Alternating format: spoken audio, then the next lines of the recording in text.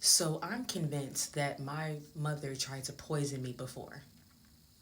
Okay, so there's this one time when I was a teenager. I was probably about maybe 17 years old, and we were driving in the car, and she was asking me, like, have I been feeling well? Or have I felt sick at all? Have I felt ill or any type of way? And I told her I haven't. And she's like, so you haven't felt ill at all? And I'm like, no, why would I feel ill?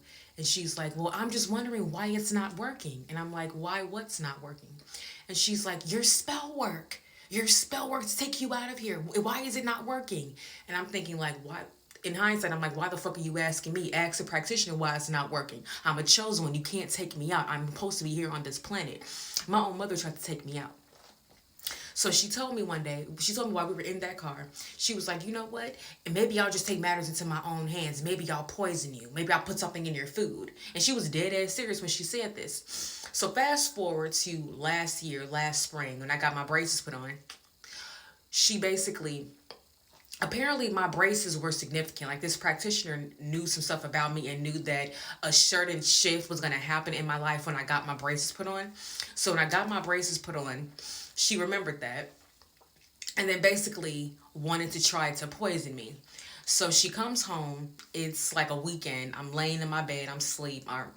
And I wake up and I hear her coming in. She goes to the kitchen and she's making some hash browns. Now, she was in a rush to make these hash browns because her purse was sitting on the counter. Excuse me. And her car keys is like on a bracelet that she keeps around her wrist. She still had her car keys on her bracelet. She didn't go put it on the hook by the front door. She was rushing to make these hash browns. When I come out the room, I'm looking at her and she's like in a rush making these hash browns. Didn't make anything else for breakfast. No biscuits, no sausage, no bacon, no pancakes, nothing else. And she sat this bowl of hash browns sitting on the table. And she was like, excuse me. She was like, oh, I made breakfast.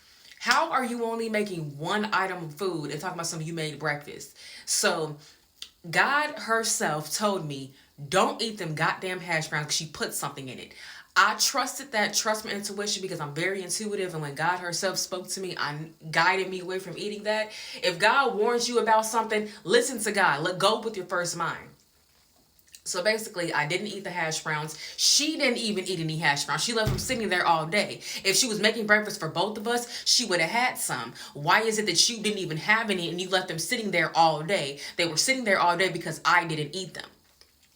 She eventually had to throw them away, but she missed her opportunity.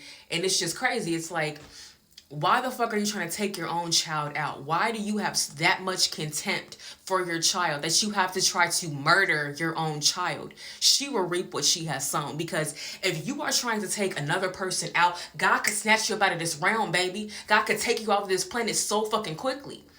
Because you're trying to take somebody else's life. And you can't take a chosen one's life because chosen ones are meant to be, confirmation. Chosen ones are meant to be here. They are meant to be here on this planet, fulfilling their purpose and helping the masses. You can't take a chosen one out. We're too divinely protected.